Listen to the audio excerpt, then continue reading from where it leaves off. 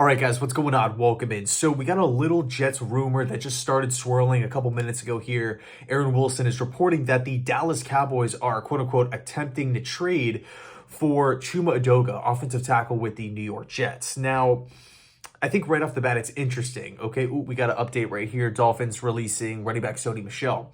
I think it's interesting when we look at a possible Adoga trade, because offensive tackle is thin overall. Dwayne Brown, George Fant, awesome as starters, but behind those guys, Connor McDermott, Grant Hermans, rookie Max Mitchell, and of course Adoga here.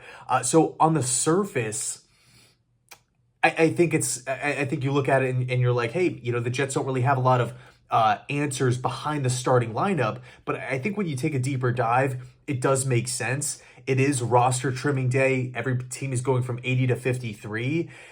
And this is my take. If Chuma's on the bubble, if he's probably not going to make the team, you've got to trade him. It doesn't matter if it's a futures pick, a 2024 7th round pick. You have got to be able to recoup something. If a team is calling about a player that might not make the roster, about a potential trade, personally, I think I'm taking it, no matter what it is.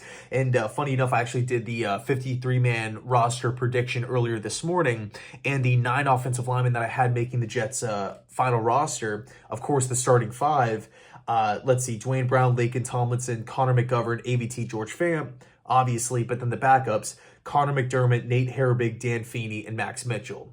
Okay, Chuma Edoga, in my opinion, I didn't think the Jets were going to keep him around, but look, if the Cowboys are down to give the Jets, again, whatever it is, a late round pick, a futures pick, maybe even a player that Joe Douglas has his eye on, let's do it.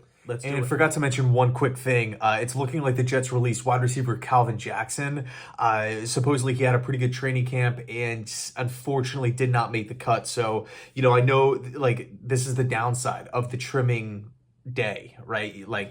I know it's exciting, there's news left and right, tons of crazy stuff happening, but there is that downside of it where guys unfortunately don't make teams, and it's tough. It's definitely tough. So we'll keep an eye on the tracker moving forward. I think tomorrow it's really going to heat up. Everybody's going to have an extra night to sleep on it, and we'll see what happens. We'll see how it all plays out. Anyway, thanks so much for watching. I appreciate it, and as always, go Jets.